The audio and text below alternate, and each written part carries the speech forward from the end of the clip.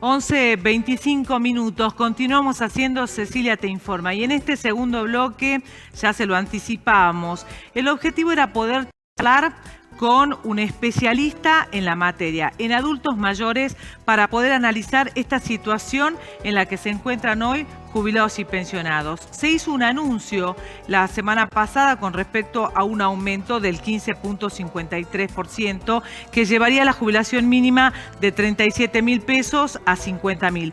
Claramente es un aumento que sigue dejando a nuestros queridos jubilados y pensionados muy por debajo de lo que sería la canasta básica, porque obviamente tenemos en estos momentos índices inflacionarios muy altos. Lo concreto es que también hay un grupo de la población vulnerable, como le llama el gobierno nacional, que es el caso de los titulares que cobran las asignaciones universales y quienes cobran también la asignación universal por embarazo. Ellos también van a tener, a partir de este anuncio, también van a tener una modificación en el cobro de los beneficios. Lo concreto es, porque nos preguntaban algunos jubilados, si este aumento se ve reflejado en el recibo de cobro. Efectivamente sí, se reflejará en el recibo de cobro a partir del mes de septiembre. Me informan desde producción que ya estamos en contacto vía Zoom con Eduardo Semino.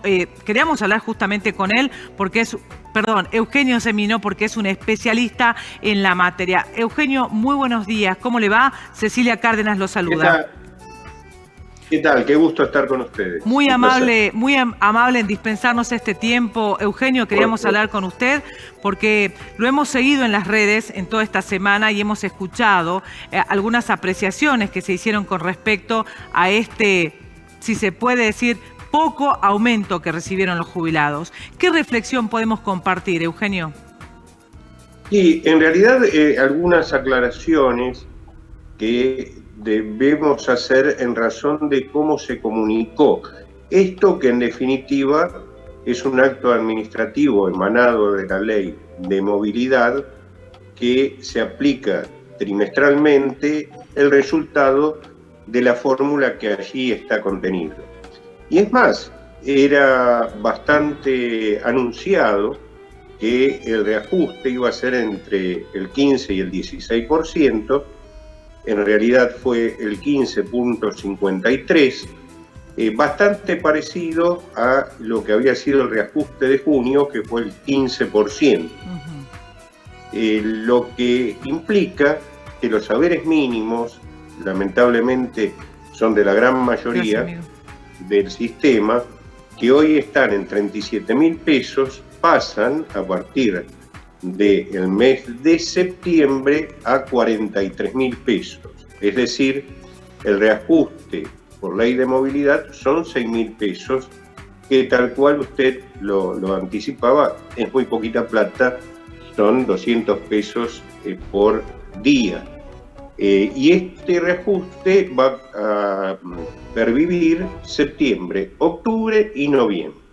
Ahora bien, en la misma información se anunciaron 3 bonos, uno por cada mes, septiembre, octubre y noviembre, de 7.000 pesos. La particularidad del bono es que de bolsillo se convierte esto en 50.000 pesos, pero que no son parte integrante del haber. Sí. Es decir, se dan siempre por única vez, no son remunerativos, y bueno, y es una práctica usual, ¿no? Ya, por ejemplo, en mayo hubo un bono de 12.000 pesos, que era bastante más significativo que los 7.000 anunciados ahora.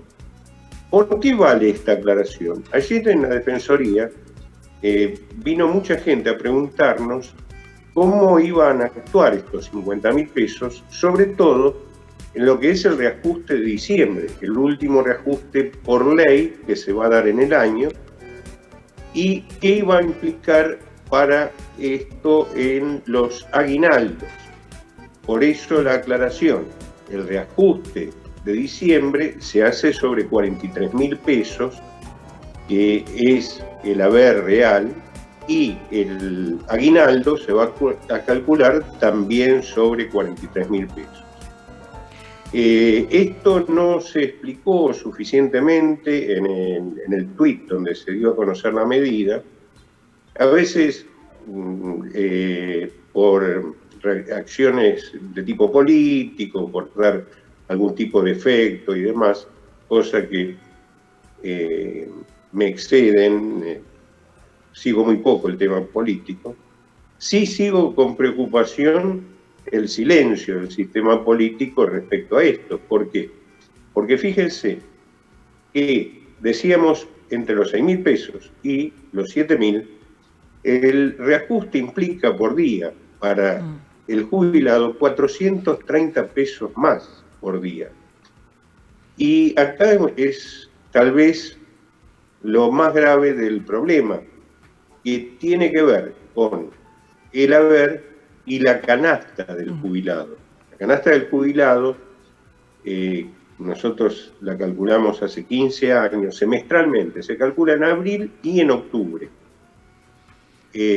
Cuento muy brevemente la metodología. Se hace el relevamiento en grandes centros urbanos, que son Mendoza, Ciudad de Córdoba, Rosario, conurbano bonaerense, Ciudad de Buenos Aires, todos estos lugares por el hecho que es donde más población añosa hay. Y en una ciudad de Patagonia, donde la población todavía no es muy envejecida, pero sí son muy altos los costos de vida. Por eso tomamos como parámetro Comodoro Rivadavia. Esa canasta que incorpora gastos de vivienda, sí, y esto es un tema central, es muy caro mantener una vivienda propia, es decir, el licuado que se hace para este rubro que es vivienda es tomar varias hipótesis. El mantenimiento de un inmueble propio, los gastos que ello implica, alquiler o alquiler compartido y un fenómeno muy desgraciado que se viene dando ya hace una década en las grandes ciudades, que es la vida del adulto mayor en pensiones que son verdaderas posilgas, es decir, hoteles que perdieron la habilitación, habitaciones derruidas con baño compartido. Ese tipo de habitaciones en Ciudad de Buenos Aires, en pleno centro, pocas cuadras de Plaza de Mayo, San Telmo, Montserrat, Congreso, son habitadas por, como decía, por adultos mayores, y una habitación de esas está en el orden de los 25.000 pesos, por lo cual es un rubro no menor. Luego, obviamente, toma todo lo que es alimentos. Y acá hay una aclaración que es muy importante. Nosotros, los adultos mayores, en general, tenemos ciertas patologías crónicas que hay que manejarlos con una alimentación sana o acorde con, a su vez, una cantidad de cuidados personales. ¿Qué refiero? Ahí tenemos que contemplar ciertos alimentos hiposódicos, hipocalóricos, que son muy caros, porque acá todavía en Argentina se relacionan esos medicamentos con la silueta y no con la salud. Entonces un yogur hipocalórico lo va a encontrar en 150, 170 pesos, y estamos hablando que el reajuste son 430 pesos por día. Entonces, esa canasta en abril daba 97.000 pesos. Obviamente ni le cuento medicamentos y artículos de farmacia. Medicamentos este último mes tuvo un incremento del 11%, cuando la inflación había sido, refiero a este mes a julio, ¿no? Sí. Lo que hemos conocido, había sido menor. Esa suma nos da 97.200 pesos en abril. Si la llevamos por índice de inflación a nivel general, siempre tomamos INDEC porque es el índice indubitado, Llegamos al 30 de junio, que era el último ítem que conocíamos, el último porcentaje que conocíamos hasta hace un día, y nos da 107.000, por lo cual es muy probable que esté alrededor de los 110, 115.000 pesos del mes de septiembre, por lo cual el jubilado, el pensionado, está cubriendo un 40% de su canasta, que es lo que viene ocurriendo desde hace 5 años a la fecha. Sí. Hay algunos momentos que esa brecha se acorta un poquito, pero viene siendo sostenida, y la situación, que le sumo a esto, el sistema de salud, que está dando muy bajas respuestas a los problemas que tiene el adulto mayor, refiero a obras sociales, PAMI y hasta las prepagas, ¿cierto? Sí, Eugenio, hacen un panorama muy complicado. Como usted lo plantea claramente, nos pusimos a pensar qué pasa con aquel jubilado que, como bien usted lo mencionaba, tiene que pagar un alquiler de una habitación, más los remedios, más la alimentación, claramente no alcanza. Ahora, ¿qué va a pasar? Porque este otro punto que también me interesa que lo veamos, ¿qué va a pasar con los famosos juicios por reajuste de haberes que viene acumulando el ANSES de año? Tanto usted como yo sabemos que hay jubilados que han fallecido con una sentencia firme sin poder haber cobrado. Esta situación entendemos que lo que va a provocar es mayor cantidad de juicio a un organismo que claramente no está en condiciones de afrontar. ¿Qué va a pasar? Sí, ¿y qué está pasando? Y tal cual usted lo contaba, ¿no? Yo tengo muchos más años que usted, tengo más juventudes acumuladas. Exacto, eso me gustó. Y ya es un fenómeno que se ha hecho crónico en Argentina, que inclusive malas liquidaciones que a veces se generan en lo que es el primer haber y demás, han hecho un cúmulo de un stock de juicios que está en general en el orden no menos de 400.000 expedientes que se van incoando y que cada vez tardan más en tener una resolución, pero con algo más grave. Nos encontramos, y esto va siendo transversal a las distintas administraciones, que sentencias firmes no se pagan. Es decir, después de haber litigado 6, 7 años, de llegar a una sentencia firme, de que la ley dice que hay que pagarla dentro de los 120 días hábiles, no se cumple. No se pagan. Exacto. Y hay que hacer una ejecución de sentencia, un año más. Realmente es un tema no menor. Inclusive hay muchos leading case que están en la Corte. Es decir, recordemos que la Corte tiene el llamado caso del factor empalme, del cambio de fórmulas en el 2017, el caso Fernández Pastor y bueno, muchos otros. Sí. Tenemos uno como Defensoría que está durmiendo el juicio de los justos. Hay muchos planteos, por ejemplo, de lo que fueron los reajustes por decretos de necesidad y urgencia del 2020. Nosotros también ahí tenemos un amparo colectivo con el cual llegamos a la Corte, pero hay decenas, cientos de expedientes similares que ya tienen fallo de segunda instancia de las cámaras federales de todo el país a favor de los jubilados, pero que se están acumulando ahí en la Corte con lo que fue nuestro amparo colectivo. Bueno, si tomamos como experiencia el caso Badaro, exacto, fue el gran cúmulo. Sí. En aquel momento nosotros presentamos 2008 con quien era mi colega entonces a nivel nacional, el doctor Eduardo Mondino, él un amparo colectivo y nosotros en Espejo una demanda similar con 23.000 jubilados. Bueno, ese expediente nunca se falló.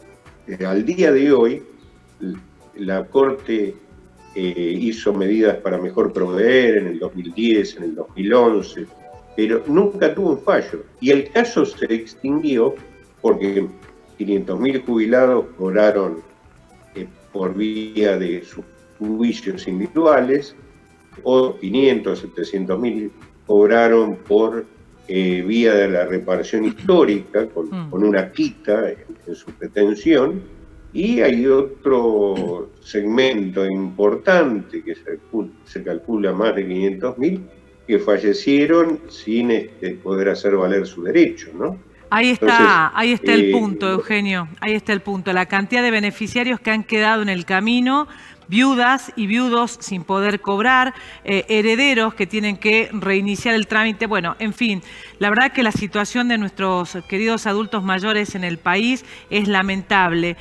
También hay un punto que tenemos que tener en cuenta, es que a raíz de la situación laboral en la que nos encontramos, usted mejor que nadie sabe que la pirámide poblacional se ha invertido en estos últimos años, lo cual antes tal vez 3 activos, 4 activos sostenían un pasivo, y ahora esta pirámide invertida claramente nos muestra un estado debilitado.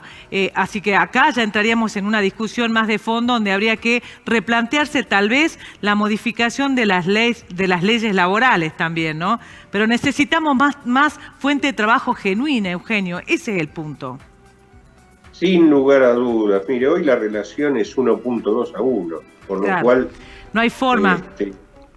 No hay forma. Yo creo que todo esto que estamos hablando, y que la inflación va haciendo un brutal ajuste sobre el sector, uno de los sectores más frágiles de la sociedad, lo que veo es una desatención por parte del sistema político en cuanto a estos temas, ¿no? Yo los sábados, hoy es el domingo, es el día que me doy para leer a la vieja usanza los diarios en papel, ¿no es cierto? Mate de por medio. Y hoy estaba leyendo los diarios y veía que en la semana hubo muchas reuniones políticas de oficialistas, opositores. En ninguna de estas reuniones se trató esto que estamos hablando usted y yo. Exacto. Es más, vi que yo sigo muy poco, ya le digo, el tema político, porque no es mi expertise. Está claro que el tema jubilados y pensionados no está en agenda. Revertir la situación de los trabajadores en negro para poderlos registrar tampoco está en agenda. Lamentablemente es un tema que, como bien lo dice usted, está fuera de nuestro alcance, pero lo vemos todos, ¿eh? Todos nos damos cuenta de lo que está sucediendo y vamos a tener que actuar en consecuencia cuando, siempre digo yo, el momento de mayor fortaleza del ciudadano es cuando emite el sufragio. Al momento de votar tenemos que acordarnos, Eugenio, de todo esto que estamos hablando, de nuestros adultos mayores, de los jóvenes que no pueden terminar sus estudios, de los jóvenes que no pueden insertarse en el mercado laboral porque las posibilidades son muy pocas. En realidad el análisis sería profundísimo y, Eugenio, para mí es un placer poder dialogar con usted. Sabrá y entender que el tiempo en televisión es muy breve, pero no queríamos dejar pasar esta oportunidad de analizar con usted, que es el entendido en la materia, cuál es la situación de los jubilados, y solo nos queda lamentarnos porque efectivamente ha llegado la mejora, pero no alcanza. Eugenio, le agradezco muchísimo su tiempo, le mando un abrazo a la distancia y le agradezco muchísimo la deferencia de habernos atendido. El agradecido soy yo y espero poder estar cerca. Siempre añoro, hace casi un par de años que no viajo a Salta. Bueno, viajé muy poco por el tema de pandemia, así que espero que la próxima sea con unas empanadas y un vino. Por supuesto, délo por sentado. Vamos a trabajar para que nos visite. Muy amable. Gracias. Hasta luego. Allí dialogamos con el doctor gerontólogo Eugenio Semino, especialista en temas de la seguridad social. ¿Por qué quisimos hablar con él? Porque entendíamos que podíamos hacer un análisis más profundo desde lo macro hacia lo micro. Es decir, entendiendo estos anuncios que hizo el gobierno nacional y cómo afecta al bolsillo de cada jubilado y pensionado, pero particularmente a nosotros los salteños. Vamos a hacer un corte y les pido que no se vayan, porque en el próximo bloque llega Gustavo Soriano y sus relatos e historias. Sí, muchísimas gracias por tu asesoramiento de hoy día. Vos me viste, estaba muy triste por lo que me está pasando y bueno, te agradezco muchísimo porque me asesoraste.